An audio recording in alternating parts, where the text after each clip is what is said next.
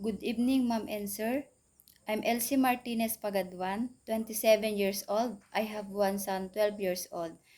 My education attainment, college undergraduate, Bachelor of Science, Computer Science, only 2 years.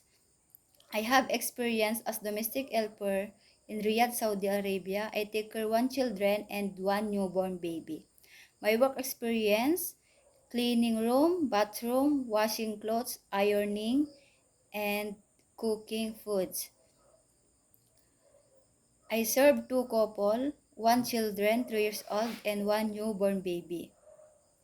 I want to work in Hong Kong because I earned money for me, for my house, and for my family, and to my son.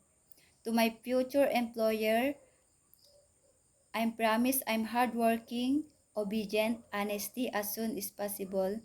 If you hired me, sir and ma'am, thank you.